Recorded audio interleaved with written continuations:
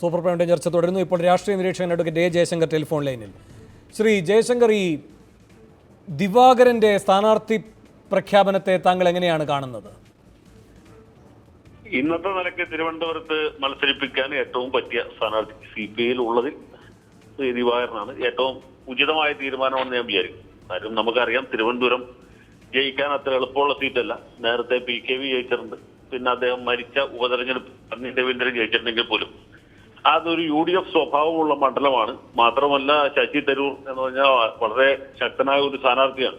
കോൺഗ്രസ്സുകാർ മൊത്തം എതിർത്തിട്ടും അദ്ദേഹത്തിന് ജയിക്കാൻ കഴിയുന്നു വെച്ചാൽ അദ്ദേഹത്തിന് വ്യക്തിപരമായിട്ട് അത്രയും മേന്മയുള്ള ആളായതുകൊണ്ടാണ്. അപ്പൊ അങ്ങനെ ശക്തനായ ഒരു സ്ഥാനാർത്ഥി ഒരു ഭാഗത്ത് നിൽക്കുന്നു. പിന്നെ BJPക്ക് വളരെ ശക്തിയുള്ള ഒരു പ്രദേശമാണ് തിരുവനന്തപുരം. മാത്രമല്ല, ശബരിമല പോലെ വളരെ വൈകാരികമായിട്ടുള്ള ഒരു വിഷയമാണ് BJPക്കാർ മുന്നോട്ട് വെക്കുന്നത്. അങ്ങനെ വളരെ ശക്തമായ ത്രികോണ മത്സരം നടക്കുന്ന ഒരു സ്ഥലത്ത് ഇന്നത്തെ നിലയ്ക്ക് CPIക്ക് കണ്ടെത്താൻ കഴിയുന്നതിൽ ഏറ്റവും നല്ല സ്ഥാനാർത്ഥിയാണ് ശ്രീ ദിവാകരൻ. അദ്ദേഹം നെടുമങ്ങാട്ട് നിന്നുള്ള MLA ആണ്. തിരുവനന്തപുരത്ത് ജനിച്ചു വളർന്ന ആളാണ്. നഗരത്തിൽ എന്നുള്ള സംസ്ഥാനത്ത് എമ്പാടും സുപരിചിതനാണ്. അദ്ദേഹത്തിന് ഒരു മുഖവുരയുടെ ആവശ്യമില്ല. മാത്രവുമല്ല, അദ്ദേഹം ഒരു സ്ഥാനാർത്ഥി എന്നുള്ള നിലയ്ക്ക് കരുനാഗപ്പള്ളിയിൽ 2 തവണ ജയിച്ച ആളാണ്. നെടുമങ്ങാട് നല്ല ഭൂരിപക്ഷത്തിൽ ജയിച്ച ആളാണ്. ഒരു ത്രികോണ മത്സരത്തിന്റെ ആനുകൂല്യം കിട്ടി വിജയിച്ച ആളാണ്. എനിക്ക് തോന്നുന്നത് CPIക്കാർ ഏറ്റവും ഉചിതമായ തീരുമാനം ഇന്നത്തെ മത്സരിപ്പിച്ചു. പിന്നെ ജയിക്കോ തോൽക്കോ എന്നുള്ള കാര്യത്തെ കുറിച്ചും നമുക്ക് ഈ സന്ദർഭത്തിൽ ഒരു പ്രവചനം നടത്തുന്നതിൽ അർത്ഥമില്ല. കാരണം വലിയ ത്രികോണ മത്സരമാണ് നടക്കാൻ പോകുന്നത്. കോൺഗ്രസ് സ്ഥാനാർത്ഥി തരൂരായിരിക്കും എന്ന് ഉറപ്പാണ്. BJPക്കാരും. അപ്പൊ കേരളത്തിൽ തന്നെ ഏറ്റവും ശക്തമായ ത്രികോണ മത്സരം നടക്കുന്ന മണ്ഡലം എന്നുള്ള ഒരു നിലയിലേക്ക് തിരുവനന്തപുരം എത്തിയിരിക്കുകയാണെന്നാണ് എനിക്ക് തോന്നുന്നത്. സാർ, ഇവിടെ പക്ഷേ സൗഹൃദ മത്സരം എന്തിനു നടത്തണം? ഇവിടെ നിന്ന് ആര് ജയിച്ചാലും അവിടെ പോയി അങ്ങോട്ടും ഇങ്ങോട്ടും പിന്തുണയ്ക്കാനല്ലേ ഇവർ പോകുന്നത് എന്നായിരിക്കും BJPയുടെ ശക്തമായ എതിർ പ്രചാരണം. അതിനുള്ള ഒരു മറുവാദം എന്തായിരിക്കും? അല്ല, അതൊക്കെ പല സാഹചര്യങ്ങളെ ആശ്രയിച്ചല്ലേ ഇരിക്കുന്നു. കഴിഞ്ഞ തവണ ഇതുപോലെയൊക്കെ തന്നെയായിരുന്നല്ലോ സാഹചര്യം. ഇവിടുന്ന് ജയിച്ചു പോയ ആൾക്കാർ തമ്മിൽ പ്രത്യേകിച്ച് സഹകരണത്തിനൊന്നും ആവശ്യം ഉണ്ടായില്ല. കാരണം BJPക്ക് അബ്സല്യൂട്ട് മെജോറിറ്റി കിട്ടിയതുകൊണ്ട്.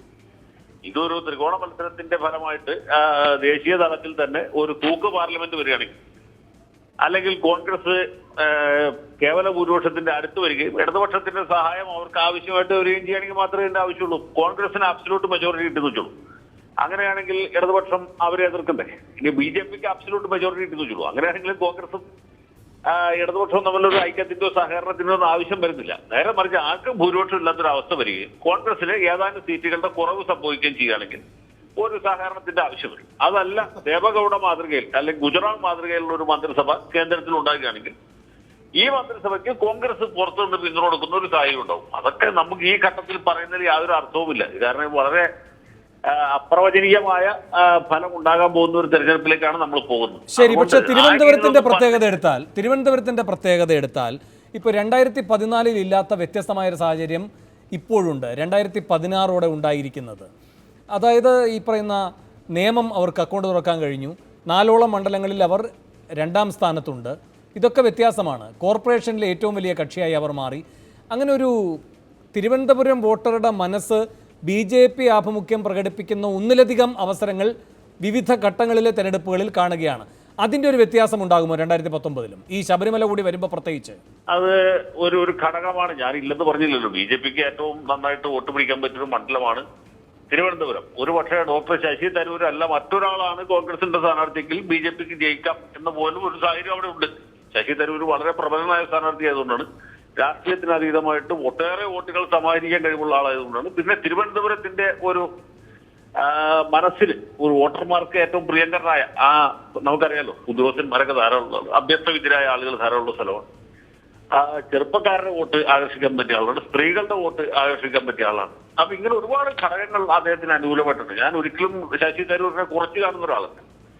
അദ്ദേഹത്തെ പോലെ പ്രബലമായ ഒരു സ്ഥാനാർത്ഥി അവിടെ മത്സരിക്കുന്നു. BJPയെ സംബന്ധിച്ചിടത്തോളം വളരെ ശക്തമായ അടിവേരുകളുള്ള ഒരു പ്രദേശമാണ്. പ്രത്യേകിച്ച് തിരുവനന്തപുരം നഗരമണ്ഡലങ്ങൾ 3 അവിടെയൊക്കെ BJPക്ക് തീർച്ചയായിട്ടും മുന്നേറ്റം ഉണ്ടാക്കാൻ കഴിയും. അത് എന്തുമാത്രം ഉണ്ടാക്കാൻ കഴിയും. പിന്നെ ശബരിമല പോലെ വൈകാരികമായൊരു വിഷയമുണ്ട്. അപ്പൊ ഇങ്ങനെയൊക്കെയുള്ള സാഹചര്യത്തിൽ ഇടതുപക്ഷത്തിന് പ്രത്യേകിച്ച് CPIക്ക് തിരുവനന്തപുരത്ത് നിർത്താവുന്നതിൽ ഏറ്റവും നല്ല സ്ഥാനാർത്ഥിയാണ് ദിവാകരൻ എന്ന് ഞാൻ പറഞ്ഞുള്ളൂ.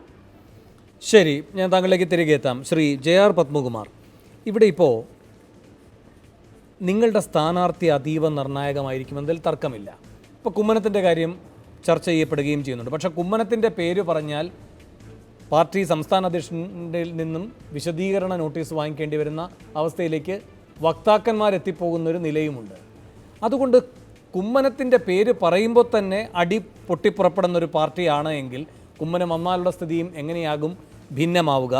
ഒപ്പം ഒരു കാര്യം കൂടി, ഇവിടെ നിങ്ങൾ വെക്കുന്ന വ്യക്തികൾ പ്രധാനമാണ്. ഇപ്പോൾ 84-ൽ ഈ എപ്പോഴും നിങ്ങൾ ഉയർത്തിക്കാട്ടുന്ന ഒന്നാണ്, ഹിന്ദു മുന്നണിയുടെ സ്ഥാനാർത്ഥിയായി കേരളവർമ്മ രാജ വന്നപ്പോൾ 1,00,000-ലധികം വോട്ട് ആദ്യമായി പിടിക്കാൻ പറ്റി. 99-ൽ രാജഗോപാലിന് അത് 1.5 ലക്ഷത്തോളം എത്തിക്കാൻ പറ്റി. 2004-ൽ രാജഗോപാൽ അത് 2.28 ആക്കുന്നു. ഈ പറയുന്ന 2014-ൽ അത് 2.82 ആക്കുന്നു. അതേസമയം ഈ 2004-ൽ 2.28 രാജഗോപാലാക്കുന്ന തെരഞ്ഞെടുപ്പിന് തൊട്ട് പിന്നാലെ 2005-ൽ CKP വരുമ്പോൾ 36,690 അത് കുറയുകയാണ്. അന്നാണ് ശ്രീധരൻപിള്ള പറഞ്ഞത് ഈ പറയുന്ന കിടക്കയുടെ അടിയിൽ മൂർഖൻ കിടപ്പുണ്ട് എന്ന്. 2009-ൽ ചതുഷ്കോണ മത്സരമാണ്. കൃഷ്ണദാസിന് അന്ന് കിട്ടുന്നത് 84,094 വോട്ടാണ്. എന്ന് വെച്ചാൽ നീലനേക്കാൾ താഴെയാണ്. പിന്നെ രാജഗോപാൽ വരുമ്പോൾ വലിയ മുന്നേറ്റം ഉണ്ടാകും. അപ്പോൾ വ്യക്തികൾ പ്രധാനമാണ്. അതാകട്ടെ നിങ്ങളെ സംബന്ധിച്ച് അങ്ങേയറ്റം പരിമിതവുമാണ്. അതിൽ രാജഗോപാൽ ഇനി ഉപയോഗിക്കാൻ കഴിയില്ല. കുമ്മനത്തെ ഉപയോഗിക്കാനാണ് ആലോചിക്കുന്നതെങ്കിൽ അങ്ങടക്കം ഇപ്പോൾ കുമ്മനത്തെ പിന്തുണച്ചാൽ ഉടനെ വീട്ടിലെത്തുമ്പോൾ തന്നെ നോട്ടീസ് കിട്ടുകയും ചെയ്യും. വിശദീകരണം ചോദിച്ചുകൊണ്ട്. അപ്പോൾ ഇതല്ലേ സ്ഥിതി? ഇത് വേണം, ഇത് BJP വിരുദ്ധ പ്രചരണത്തിന്റെ ഭാഗമാണ്. BJP ഞങ്ങളുടെ അല്ലല്ല, അത് ഇന്റേണൽ പ്രശ്നമാണ്. അത് ഞാൻ ചാനലിൽ ചർച്ച ചെയ്യാൻ ആഗ്രഹിക്കുന്നില്ല. BJPയെ സംബന്ധിച്ചിടത്തോളം ഒരു സ്ഥാനാർത്ഥിയെ പ്രഖ്യാപിച്ചു കഴിഞ്ഞാൽ ഞങ്ങളിപ്പോൾ തന്നെ സംഘടനാപരമായി തെരഞ്ഞെടുപ്പ് നേരിടുന്നതിന് വേണ്ടിയിട്ടുള്ള എല്ലാ അടിസ്ഥാന വർക്കും പൂർത്തീകരിച്ചു. ഇനി സ്ഥാനാർത്ഥിയെ നിശ്ചയിക്കുന്ന ഒരു പ്രൊസീജിയറുണ്ട്. ആ സ്ഥാനാർത്ഥിയെ നിശ്ചയിച്ചു കഴിഞ്ഞാൽ വളരെ മുന്നിൽ തന്നെ മറ്റ് 2 മുന്നണികളെയും കടത്തിവിട്ടിട്ട് മുന്നോട്ട് വരികയും ഈ തിരുവനന്തപുരം സീറ്റ് ഇപ്രാവശ്യം ഞങ്ങൾ ജയിക്കുമെന്നുള്ളൊരു സംശയമില്ല. പിന്നെ താങ്കൾ പറഞ്ഞ കണക്കുകളുടെ പറഞ്ഞാൽ ഓരോ തെരഞ്ഞെടുപ്പിൻ്റെ ആവർത്തനങ്ങളല്ല, ഓരോ തെരഞ്ഞെടുപ്പും വ്യത്യസ്തമായ രാഷ്ട്രീയ സാഹചര്യങ്ങളും മറ്റ് കാര്യങ്ങളും അനുസരിച്ച് വ്യത്യസ്തങ്ങളാണ്. അപ്പോൾ അങ്ങനെ നോക്കുമ്പോൾ ഈ പാർലമെൻറ്റ് നിയോജക മണ്ഡലത്തെ സംബന്ധിച്ചിടത്തോളം ഞങ്ങൾക്ക് അടിസ്ഥാനപരമായി സംഘടനാ സംവിധാനമുള്ളൊരു ഒരു മേഖലയാണ്. അതുകൊണ്ടാണ് തിരുവനന്തപുരം കോർപ്പറേഷൻ ഏറ്റവും വലിയ കക്ഷിയായത്. കഴിഞ്ഞ തെരഞ്ഞെടുപ്പിൽ 4 സ്ഥലത്ത് ഈ നിയോജക മണ്ഡലത്തിൽ 2ാം സ്ഥാനത്ത് വന്നത്. കഴിഞ്ഞ പാർലമെൻറ്റ് തെരഞ്ഞെടുപ്പിൽ 4 സ്ഥലത്ത് 1ാം സ്ഥാനത്ത് വരും. കഴിഞ്ഞ പാർലമെൻറ്റിൽ രാജഗോപാൽ മത്സരിക്കുമ്പോൾ നേമം നിയോജക മണ്ഡലത്തിൻ്റെ ഭൂരിപക്ഷം മാത്രം 18,000 വോട്ടുണ്ടായിരുന്നു. ആലോചിക്കണം. അതേസമയം ഞങ്ങളെ പരാജയപ്പെടുത്തുന്നതിന് വേണ്ടിയിട്ട് പരസ്പരം യോജിക്കുന്ന കഴിഞ്ഞ അസംബ്ലി തെരഞ്ഞെടുപ്പിൽ യോജിക്കുന്ന ഒരു നിലപാടുണ്ട്. ഇപ്പോൾ വിൻസെൻ്റ് പറഞ്ഞല്ലോ, ഇത് CPM ഞങ്ങൾക്ക് വോട്ട് പറിച്ചു വന്ന്. ഞാൻ നേരത്തെ ചർച്ചയിൽ പറഞ്ഞിട്ടുള്ളതാണ്. നിങ്ങളുടെ നേതാവ് കേരളത്തിലെ മുരളീധരൻ വിജയിച്ചൊരു സീറ്റുണ്ടല്ലോ വട്ടിയൂർക്കാവ്, അവിടുത്തെ രാഷ്ട്രീയ സ്ഥിതി നിങ്ങളൊന്ന് പരിശോധിക്കണം. 11 CPM കൗൺസിലർമാരുണ്ട്, 9 BJP കൗൺസിലർമാരുണ്ട്, 1 കോൺഗ്രസ് കൗൺസിലർ ഉണ്ട്. അതേസമയം കഴിഞ്ഞ തെരഞ്ഞെടുപ്പിൽ CPM 3ാം സ്ഥാനത്ത് പോവുകയും ഒരു ബൂത്തിൽ പോലും ലീഡ് ചെയ്യാതിരിക്കുകയും ചെയ്തപ്പോൾ മുരളീധരൻ ജയിച്ചത് എങ്ങനെയാണെന്നുള്ള കാര്യം ഒന്ന് പഠിച്ചു നോക്കിയാൽ വിൻസെന്റ് മനസ്സിലാകും. ആരെ തോൽപ്പിക്കാൻ എങ്ങോട്ട് വോട്ട് മറിച്ചു എന്നുള്ള കാര്യം വളരെ വ്യക്തമാണ്. നിങ്ങൾ കഴിഞ്ഞ തെരഞ്ഞെടുപ്പിൽ പാർലമെന്റ് തെരഞ്ഞെടുപ്പിൽ ഈ പറഞ്ഞ ശശി തരൂരിന്റെ മഹിമ കൊണ്ടൊന്നുമല്ല ജയിച്ചത്. അന്ന് ന്യൂനപക്ഷ സമുദായത്തിൻ്റെ ഇടയിൽ ഭീതി വരുത്തുന്ന രീതിയിൽ അന്ധമായ BJP വിരോധം നിങ്ങൾ കുത്തിവെക്കാൻ ശ്രമിച്ചു. അതുകൊണ്ടാണ് 2ആയി പോകേണ്ട വോട്ട് കാരോട് ഉൾപ്പെടെയുള്ള ബെനറ്റിന്റെ തട്ടകത്തിൽ ഉൾപ്പെടെ ശശി തരൂരിന്റെ പെട്ടിയിലേക്ക് വീണത്. അന്ന് BJPക്കും രാജഗോപാലിനും എതിരായി നിങ്ങൾ നടത്തിയ ഒരു കള്ളപ്രചരണമാണ്, വർഗീയ പ്രചരണമാണ്. ഇന്ന് ആ സ്ഥിതി മാറി, ഇന്ന് ആ രാഷ്ട്രീയം മാറി. ന്യൂനപക്ഷ മേഖലകളിൽ ഞങ്ങൾ നടത്തിയിട്ടുള്ള പ്രവർത്തനങ്ങൾ, ഞങ്ങളുടെ മന്ത്രിമാർ നടത്തിയിട്ടുള്ള പ്രവർത്തനങ്ങൾ, കഴിഞ്ഞ ഓഖി ദുരന്തമുണ്ടായപ്പോൾ അവരുടെ അടുത്തേക്ക് ഓടിയെത്തിയ കേന്ദ്രമന്ത്രിമാരുടെ പ്രവർത്തനങ്ങൾ, ഇപ്പോൾ ബഡ്ജറ്റിൽ തന്നെ കാലാകാലങ്ങളായി ന്യൂനപക്ഷ തീരദേശ മേഖലയിലെ ആളുകൾ ആവശ്യപ്പെട്ടിരുന്ന മത്സ്യബന്ധനത്തിൻ്റെ പ്രത്യേക ആ മേഖലയ്ക്ക് പ്രത്യേക ഡിപ്പാർട്ട്മെൻറ്റ് വകുപ്പ് മന്ത്രി വരെ ഉണ്ടാക്കാൻ പോകുന്നുള്ള സാഹചര്യം. അതുപോലെ തന്നെ ഞാൻ നേരത്തെ പറഞ്ഞ അടിസ്ഥാന വർഗത്തിൻ്റെ ഉന്നമനത്തിന് വേണ്ടി മോഡി നടത്തിയിട്ടുള്ള പ്രവർത്തനങ്ങൾ, ഇതെല്ലാം കേരളത്തിലെ പ്രത്യേകിച്ചും തിരുവനന്തപുരത്തെ ജനങ്ങൾ ചിന്തിച്ചോട്ടിയും. മാത്രമല്ല, നിങ്ങൾ ഞാൻ ചോദിച്ച ചോദ്യം വളരെ പ്രസക്തമാണ്. നിങ്ങളുടെ ആർഗ്യുമെന്റ് ഒരു കാര്യപ്രസക്തമല്ല. കാരണം രാഹുൽ ഗാന്ധിയാണ് ഇന്ത്യൻ നാഷണൽ കോൺഗ്രസിന്റെ പ്രസിഡന്റ്, യെച്ചൂരിയാണ് മാർക്സിസ്റ്റ് പാർട്ടിയുടെ നേതാവ്, അഖിലേന്ത്യാ സെക്രട്ടറി. കൽക്കട്ടയിലെ CPMഉം കേരളത്തിലെ CPMഉം ഒന്ന് തന്നെയാണ്. അതുപോലെ കൽക്കട്ടയിലെ കോൺഗ്രസും കേരളത്തിലെ കോൺഗ്രസും ഒരേ കോൺഗ്രസ് എന്നാണ് ഞങ്ങൾ വിശ്വസിക്കുന്നത്. ഇവിടെ നിങ്ങളുടെ നേതാവ് KPCC പ്രസിഡന്റ് മുഖത്ത് നോക്കി പറഞ്ഞ് നോ കോംപ്രമൈസ് പ്രസിഡന്റ്, ഈ കാബാലികരുടെ ഞങ്ങൾ കൂട്ടുകൂടില്ല എന്ന് പറഞ്ഞ അതേ സമയത്ത് ഇതേ അവസ്ഥയാണ് ഒരു കാലത്ത് 70 കാലഘട്ടത്തിൽ പശ്ചിമ ബംഗാളിൽ ഉണ്ടായിട്ടുള്ളത്? നിങ്ങളുടെ സെൻ സഹോദരന്മാരുടെ കാര്യങ്ങൾ അവിടെയുള്ളവർക്കറിയാം. 2 സഹോദരന്മാരെ കൊന്നിട്ട് അവരുടെ ചുടുചോരയിൽ രക്തം മുക്കിയിട്ട് ആ മരിച്ച ആളുകളുടെ അമ്മയെ കൊണ്ടും സഹോദരിയെ കൊണ്ടും തീറ്റിച്ചൊരു രാഷ്ട്രീയ ചരിത്രം പശ്ചിമ ബംഗാളിലുണ്ട്. അതുകൊണ്ട് അവിടെ ഈ നിങ്ങൾ സൗഹൃദ മത്സരം നടത്തിയാൽ അവിടുത്തെ ജനങ്ങൾ അത് പുച്ഛിച്ചു തള്ളും. ഇത് തന്നെയാണ് കേരളത്തിൽ സംഭവിക്കാൻ പോകുന്നത്. നിങ്ങൾ ഒന്നാണ് BJP പരാജയപ്പെടുത്തുക എന്നുള്ളതാണ്. കേന്ദ്രത്തിൽ ഒരു ഗവൺമെന്റ് അധികാരത്തിൽ വരും, BJP ഗവൺമെന്റ് അധികാരത്തിൽ വരുമ്പോൾ അതിനോടൊപ്പം നിൽക്കുന്ന ഒരു ജനപ്രതിയാണ് തിരുവനന്തപുരത്തിലെ പ്രബുദ്ധരായ ജനങ്ങൾ ആഗ്രഹിക്കുന്നത്. അതുകൊണ്ട് ഈ 2 ശശി തരൂരിനും സി ദിവാകരനും നിങ്ങൾ ഒരു സൗഹൃദ മത്സരം നടത്തിയാലും ഒരു പ്രസക്തിയും ഈ തെരഞ്ഞെടുപ്പിൽ ഉണ്ടാക്കാൻ പോകുന്നില്ല. ശരി, ശ്രീ റോയ് മാത്യു, ഇവിടെ ഇപ്പോൾ കുമ്മനത്തിൻ്റെ കാര്യം അങ്ങ് പറഞ്ഞു. പക്ഷേ കുമ്മനം സ്വീകാര്യനായിരിക്കാം, എന്നാൽ ഒരു വിഭാഗമാണ് കുമ്മനം വരണമെന്ന് ആവശ്യപ്പെടുന്നത്, പ്രത്യേകിച്ചും RSS. ഇവിടെ ഇപ്പോൾ വി മുരളീധരനെ പൂർണ്ണമായി കേരളത്തിൽ കടക്കരുതെന്നാണ് പറഞ്ഞിരിക്കുന്നത്. ആന്ധ്രയിൽ ചുമതല കൊടുത്തിട്ട് അവിടെ തന്നെ നിന്നോണം. ഡൽഹിയിലും ആന്ധ്രയിലുമായിട്ടാണ് അദ്ദേഹം നിൽക്കുന്നത്. അങ്ങനെ വരുമ്പോൾ ഇപ്പോൾ കുമ്മനത്തെ ഒരു വിഭാഗമാണ് ആവശ്യപ്പെടുന്നത്, എല്ലാവരും ചേർന്നുള്ളൊരു ആവശ്യപ്പെടലല്ല. ആ ഘട്ടത്തിൽ കുമ്മനത്തെ ഇവിടേക്ക് ഇറക്കിയാൽ അത് ഒരു വിഭാഗത്തെ തൃപ്തിപ്പെടുത്തുന്നത് ആകും ആ തീരുമാനം എന്നതുകൊണ്ട് മറുവിഭാഗം അതിൻ്റെ എതിർപ്പുമായി നിൽക്കുകയും ചെയ്യും. അപ്പോൾ എല്ലാവർക്കും സ്വീകാര്യമായ ഒരു ഫോർമുലയായി കുമ്മനം വരാത്ത സ്ഥിതിക്ക് BJP കേന്ദ്ര നേതൃത്വം ഇദ്ദേഹത്തെ രാജിവെപ്പിച്ച് ഇവിടെ സ്ഥാനാർത്ഥിയാക്കാനുള്ള സാധ്യത തുലവും പരിമിതമാണ്. ഇപ്പോൾ MS കുമാർ സംഭവമൊക്കെ അതിൻ്റെ ആദ്യത്തെ വെടിപൊട്ടിക്കലാണ്. അതുകൊണ്ട് ഇപ്പോൾ CPIക്ക് ശ്രീ ജയശങ്കർ സാർ പറഞ്ഞ പോലെ ഏറ്റവും ശക്തനായ സ്ഥാനാർത്ഥി, കോൺഗ്രസിനും ഏറ്റവും ശക്തനായ സ്ഥാനാർത്ഥി. പക്ഷേ BJPക്ക് വലിയ സാധ്യതയുള്ള മണ്ഡലമാണെങ്കിലും BJPക്ക് എത്രത്തോളം പറ്റും അവരുടെ ഏറ്റവും ശക്തനായ സ്ഥാനാർത്ഥിയെ തന്നെ വെക്കാൻ? കാരണം അവരുടെ ദൗർബല്യം കൊണ്ടാണ് അവർക്ക് ഏറ്റവും ശക്തനായ സ്ഥാനാർത്ഥിയെ നിർത്താൻ കഴിയാതിരിക്കുന്നത്. അല്ല, അത് തന്നെയായിരിക്കാം കേരളത്തിൽ പ്രത്യേകിച്ച് അവർക്ക് ജയസാധ്യതയുള്ള ഈ ഒരു മണ്ഡലത്തിൽ അവർ നേരിടാൻ പോകുന്ന ഏറ്റവും വലിയ ക്രൈസിസ് എന്ന് പറയുന്നത്. അവർക്കൊരു എന്താ പറയുക, ഈ 2 സ്ഥാനാർത്ഥികളോട് ഈക്വൽ പൊസിഷനിൽ ഏറ്റുമുട്ടാൻ പറ്റിയ ഒരു സ്ഥാനാർത്ഥിയെ ആളുണ്ട്, പക്ഷേ പ്രഖ്യാപിക്കാൻ വെച്ചാൽ പ്രശ്നമാണ്. അപ്പം അത് തന്നെയായിരിക്കാം അവരുടെ ഏറ്റവും നെഗറ്റീവ് ഫാക്ടർ. എവിടെയാണ് CK പത്മനാഭൻ മത്സരിച്ച് അതേ സാഹചര്യങ്ങൾ ഇനി വന്നുകൂടായികയില്ല.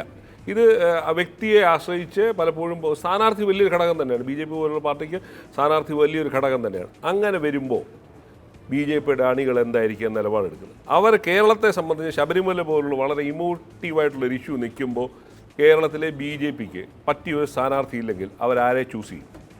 അങ്ങനെ ഒരു ത്രികോണ മത്സരത്തിൽ അവർ ലെസർ ഈവിളിനെ ആയിരിക്കാം അവർ പരീക്ഷിക്കാൻ അവർ തയ്യാറാവുന്നു.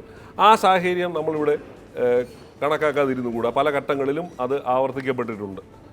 നമ്മൾ കാണുന്ന കേരളത്തിലെ പല തെരഞ്ഞെടുപ്പിലും BJP ആ നിലപാടുകൾ സ്വീകരിച്ചിട്ടുണ്ട്. ഇനി അത് സ്വീകരിച്ചു കൂടായികയുമില്ല. കാരണം കേരളത്തിലെ BJPയെ, കേരളത്തിലെ ഹിന്ദു തീവ്രവാദ മനസ്സുള്ള സാധാരണക്കാരായ ഹിന്ദുക്കളെ അലട്ടുന്ന ഏറ്റവും വലിയ ഇഷ്യൂ ഏതാണ്? ശബരിമല ഇഷ്യൂവിൽ കേരളത്തിലെ സർക്കാർ സ്വീകരിച്ച നയത്തിനോടുള്ള ഒരു എതിർപ്പ്. അത് ഇവിടെ ഈ സ്ഥാനാർത്ഥി ഒരു ദുർബലനായ സ്ഥാനാർത്ഥിയാണെങ്കിൽ അത് പ്രതിഫലിക്കുന്ന കാര്യത്തിൽ തർക്കം വേണ്ട. അതായിരിക്കാം ഒരുപക്ഷേ ശശി തരൂരിന് അഡ്വാൻറ്റേജസ് ആയിട്ട് വരുന്നത്. പിന്നെ വേറൊരു കാര്യം നമ്മൾ കാണാതെ പോകില്ല, കേരളത്തിലെ ന്യൂനപക്ഷം, പത്മകുമാർ പറഞ്ഞതൊക്കെ ഫാക്റ്റ് ആയിരിക്കാം, പക്ഷേ കേരളത്തിലെ ന്യൂനപക്ഷങ്ങളുടെ ഇടയിൽ വളരെ വ്യാപകമായ തോതിലുള്ള ഒരു BJP വിരുദ്ധ വികാരം അണ്ടർ കറന്റ് ആയിട്ടുണ്ട്. നമ്മളത് കാണാതെ പോയിട്ട് കാര്യമില്ല. ഉണ്ടാകുന്നു അല്ലല്ല, അത് ഞാൻ പറഞ്ഞ ആ ഫാക്ടർ അത് ഉണ്ട് എന്ന്. കാരണം അതിനകത്ത് 1-2 ഫാക്ടറുകൾ അവർ രഹസ്യമായും പരസ്യമായും പറയുന്ന 1-2 ഫാക്ടേഴ്സ് ഉണ്ട്. അതായത് ഈ ഡീമോണിറ്റൈസേഷൻ വന്ന സാഹചര്യങ്ങളിൽ, അതുപോലെ തന്നെ BJP സർക്കാർ അധികാരത്തിൽ വന്നതിന് ശേഷം ഏതാണ്ട് 700ഓളം ക്രിസ്ത്യൻ മുസ്ലിം അതായത് വിദേശ ഫണ്ട് വാങ്ങുന്ന സംഘടനകളുടെ അംഗീകാരം റദ്ദ് ചെയ്യപ്പെട്ടു. അത് കേരളത്തിലെ ന്യൂനപക്ഷങ്ങളിടയിൽ വലിയ തോതിലുള്ള അസംതൃപ്തി സൃഷ്ടിച്ചിട്ടുണ്ട്. കാരണം അത് ഒരുപക്ഷെ അവർ പുറത്തു പറയുന്നില്ലായിരിക്കാം. ഇതെല്ലാം പലപ്പോഴും അണ്ടർ കറന്റ് ആയിട്ട് വരുന്ന കാര്യങ്ങളാണ്. സംഘടനകളെയും നിരോധിച്ചിട്ടുണ്ട്, ഉണ്ടായിരിക്കും. പക്ഷേ ലാർജർ സ്കെയിലിൽ അവരുടെ വിദേശ ഫണ്ടുകൾ കേരളത്തിന് വളരെ പ്രമുഖമായ ക്രിസ്ത്യൻ ഓർഗനൈസേഷൻ്റെ ഒക്കെ ഫണ്ട് കട്ട് ചെയ്തിട്ടുണ്ട്. അതുപോലെ തന്നെ മുസ്ലിം ഓർഗനൈസേഷൻ്റെ ഫണ്ട് കട്ട് ചെയ്തിട്ടുണ്ട്. അപ്പോൾ അവരുടെ ആ റിസൻമെൻറ്റ് അത് നമ്മൾ കാണാതിരുന്നുകൂടാ. പിന്നെ കേരളത്തിലെ ന്യൂനപക്ഷങ്ങൾ എപ്പോഴും ആരോടാണ് കൂടുതൽ അഫിനിറ്റി? ദേശീയ തെരഞ്ഞെടുപ്പിൽ വരുമ്പോൾ തീർച്ചയായിട്ടും അവർ ദേശീയ പാർട്ടി എന്നുള്ളതിൽ കോൺഗ്രസിനോടാണ് അഫിനിറ്റി കാണിച്ച ചരിത്രങ്ങളുള്ളത്. അപ്പോൾ അതിനകത്തുനിന്ന് മാറി ചിന്തിക്കുന്നതിൻ്റെ കാലഘട്ടം ഇപ്പോഴും കേരളത്തിലെ ന്യൂനപക്ഷങ്ങളുടെ ഇടയിൽ ഉണ്ടായിട്ടില്ല. അപ്പോൾ ഈ തിരുവനന്തപുരം പോലുള്ള മണ്ഡലത്തിൽ ന്യൂനപക്ഷങ്ങളുടെ വോട്ട് നിർണായകമാണ്. അത് അവരേത് സാഹചര്യങ്ങളിലേക്ക് മാറ്റപ്പെടും എന്നുള്ളത് ഇപ്പോഴും പുറത്തു വന്നിട്ടില്ല. പക്ഷേ നമ്മൾ പഴയകാല ചരിത്രം പരിശോധിക്കുമ്പോൾ അതാണ് നമ്മൾ കാണുന്നത്. ഈ സ്ഥാനാർത്ഥി BJPയുടെ സ്ഥാനാർത്ഥി ഒരു ആക്സെപ്റ്റബിൾ, എല്ലാ ഗ്രൂപ്പുകൾക്കും ആക്സെപ്റ്റബിൾ അല്ലെങ്കിൽ തീർച്ചയായിട്ടും ഇതെല്ലാം വർക്ക് ചെയ്യും. ശരി ശരി ശരി, ഞാനൊരു ഇടവേളയിൽ കൂടി പോകാൻ, ഇടവേളയ്ക്ക് ശേഷം തിരികെ എത്താം.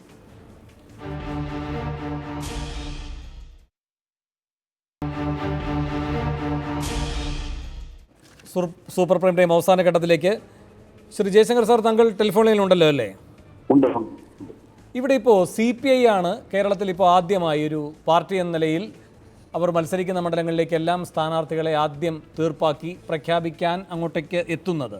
പക്ഷേ എത്രമാത്രം ശോഭ നൽകുന്നതാണ് ഈ തീരുമാനം ഇത്ര വേഗത്തിലെടുത്ത സാഹചര്യം? കാരണം ഇപ്പോൾ തൃശ്ശൂരിൻ്റെ കാര്യമെടുത്താൽ സാധാരണഗതിയിൽ ആകെയുള്ള സിറ്റിംഗ് MP ആണ് CPIയെ സംബന്ധിച്ച് CN ജയദേവൻ. അദ്ദേഹത്തിൻ്റെ അവസരം വേണ്ട എന്ന് വെക്കുകയാണ്. കാരണം സ്വീകാര്യനല്ല, വിജയസാധ്യത കുറവാണ് എന്ന് പാർട്ടി തന്നെ വിലയിരുത്തുന്നു എന്നാണ് ഒരു തരത്തിൽ കേൾക്കുന്നത്. മറ്റൊരു തരത്തിൽ കേൾക്കുന്നത് ജയദേവൻ തന്നെ പറഞ്ഞു, ഞാൻ പിന്മാറാം, പക്ഷേ KP രാജൻ തന്നെ നിർത്തരുത്, പകരം രാജാജിയെ നിർത്തുക. അപ്പോൾ അങ്ങനെ ഒരു ഒത്തുതീർപ്പ് സ്ഥാനാർത്ഥിയായി മൂന്നാമതായി കിടന്ന പേരുകാരനായ രാജാജി വരുന്നു. അതെത്രമാത്രം ശോഭ നൽകുന്നതാണ്? പിന്നെ 2 സിറ്റിംഗ് MLA മാരെ പരീക്ഷിക്കുന്നു, അതെത്രമാത്രം ശോഭ നൽകുന്നതാണ്? ഒരു വനിതാ സ്ഥാനാർത്ഥി പോലുമില്ല, അതെത്ര മാത്രം ശോഭ നൽകുന്നതാണ്? അല്ല, CPI വളരെ കാലമായിട്ട് വനിതകൾക്കാർക്കും അവസരം കൊടുത്തിട്ടില്ല എന്നുള്ളൊരു യാഥാർത്ഥ്യം നമ്മുടെ മുമ്പിൽ നിൽക്കുകയാണ്. എന്റെ ഓർമ്മയിൽ CPI ഒരു അവസരം കൊടുത്തത് ഭാർഗവി തങ്കപ്പനാണ് 1971-70 തെരഞ്ഞെടുപ്പ്. പിന്നീട് ഒരവസരം കൊടുത്തത് തിരുവനന്തപുരത്ത് വിജയമ്മ എന്ന് പറഞ്ഞ CPI-കാരി അല്ലാത്ത ഒരു സ്ഥാനാർത്ഥി ഏതാണ്ട് സാമുദായിക പരിഗണന വെച്ച് ഒരവസരം കൊടുത്ത. അല്ലാതെ അങ്ങനെ സ്ത്രീകൾക്ക് അവസരം കൊടുത്ത ചരിത്രം ഉണ്ടായിട്ടില്ല. അത് തീർച്ചയായിട്ടും പുനഃപരിശോധിക്കപ്പെടേണ്ട ഒരു കാര്യമാണ്. എന്തുകൊണ്ട് ഇതുപോലൊരു പാർട്ടി 4 സ്ഥാനാർത്ഥികളെ മത്സരിക്കുമ്പോൾ ഒരു വനിതയ്ക്ക് പോലും അവസരം കൊടുക്കുന്നില്ല എന്നുള്ളത് ആലോചിക്കേണ്ട ഒരു കാര്യമാണ്. രണ്ടാമത്തെ കാര്യം, തൃശ്ശൂർ സീറ്റിനെ സംബന്ധിച്ചോളം പറഞ്ഞാൽ CPIയുടെ ഒരു നിലവിലുള്ള നടപടിക്രമം അനുസരിച്ച് ഒരാൾക്ക് 2 തവണയിൽ കൂടുതൽ ഒരു സീറ്റ് കൊടുക്കാറില്ല, ജയിച്ചാലും തോറ്റാലും. ശ്രീ ജയദേവനെ സംബന്ധിച്ചോളം പറഞ്ഞാൽ അദ്ദേഹം കഴിഞ്ഞ തവണ വിജയിച്ചു, കഴിഞ്ഞ മുമ്പത്തെ തവണ പരാജയപ്പെട്ടു. അപ്പോൾ സ്വാഭാവികമായിട്ട് അദ്ദേഹത്തിന് വേറെ ഒരാളെ പരിഗണിക്കുന്നു എന്നുള്ളതാണ്. പിന്നെ KP രാജേന്ദ്രന് സീറ്റ് കൊടുക്കരുത് എന്ന് ഇദ്ദേഹം അങ്ങനെ പിരിഞ്ഞു പോകുന്ന ആൾക്ക് അദ്ദേഹത്തിന്റെ പിൻഗാമിയെ നിർദ്ദേശിക്കാനുള്ള അവകാശവും ഈ ഒരു കമ്മ്യൂണിസ്റ്റ് സംവിധാനത്തിലില്ല. അപ്പോൾ അത് പാർട്ടിയുടെ തീരുമാനമാണ്. രാജാജി മാത്യു തോമസിനെ മത്സരിപ്പിക്കുക. അദ്ദേഹം ഈ രംഗത്ത് പ്രാഗൽഭ്യമുള്ള ആളാണ്. ഒരിക്കൽ തിരഞ്ഞെടുക്കപ്പെട്ടാൽ പാർലമെന്റിൽ തന്നെ വളരെ ശ്രദ്ധേയമായ രീതിയിൽ പ്രകടനം കാഴ്ചവെക്കാൻ കഴിവുള്ള ആളാണ്. വെറും ഒരു സ്ഥാനാർത്ഥിയാണ്. അപ്പൊ സ്വാഭാവികമായിട്ട് അദ്ദേഹത്തെ പരിഗണിച്ചു എന്ന് മാത്രം നമ്മൾ വിചാരിച്ചാൽ മതി. അപ്പൊ KP രാജേന്ദ്രന്റെ താല്പര്യമില്ലാത്തതുണ്ടാകും, മറ്റു പല കാരണങ്ങളും കൊണ്ടുപോകാം. ഇനി ഒരു കാര്യം കൂടി സാർ, ഈ 2 സിറ്റിംഗ് MLA-മാരെ പരീക്ഷിക്കുന്നത് അത് തന്നെ തീർച്ചയായിട്ടും വിജയസാധ്യത മുൻനിർത്തിയിട്ടാണ്. നമ്മുടെ മാവേലിക്കര മണ്ഡലത്തിൽ പാർട്ടി കഴിഞ്ഞ കുറെ തവണകളായിട്ട് തോറ്റുകൊണ്ടിരിക്കുകയാണ്. അവിടെ പല സ്ഥാനാർത്ഥികളെ മാറി മാറി പരീക്ഷിച്ചു. കഴിഞ്ഞ തവണയും നമ്മൾ പഴയ സ്ഥാനാർത്ഥിയെ തന്നെ പരിഗണിച്ചു. അദ്ദേഹം ഇതിന് വിജയിക്കാൻ കഴിഞ്ഞില്ല. മുമ്പത്തെ തവണ വേറൊരു സ്ഥാനാർത്ഥിയെ ശ്രമിച്ചു, അതും വിജയിച്ചില്ല. അപ്പോൾ ഒരു പുതിയ ആൾ എന്ന രീതിയിൽ മാത്രമല്ല, അദ്ദേഹം സുപരിചിതനാണ്, ഇപ്പൊ MLA ആയിട്ടിരിക്കുന്ന ആളാണ്. സ്വാഭാവികമായിട്ടും അങ്ങനെ ആളെ കൊണ്ടുവരുന്നു. ഇപ്പൊ CPM-ഉം മിക്കവാറും എനിക്ക് തോന്നുന്ന ചില സിറ്റിംഗ് MLA-മാരെയൊക്കെ അവർ പരിഗണിക്കേണ്ടതായിട്ട് വരും. സിറ്റിംഗ് MLA-മാരെ പരിഗണിക്കുന്നത് ഒരു തെറ്റായ കാര്യമാണെന്ന് പറയാൻ പറ്റില്ല. അപ്പോൾ KV Thomas, KC Venugopal, KS സുധാകരനൊക്കെ മത്സരിപ്പിക്കും. അവരെല്ലാവരും ജയിക്കുകയും ചെയ്ത് നമ്മൾ കണ്ടു. ഇപ്പൊ കുഞ്ഞാലിക്കുട്ടി തന്നെ MLA ആയിരിക്കുമ്പോൾ MP സ്ഥാനത്തേക്ക് മത്സരിച്ച് വിജയിച്ചു.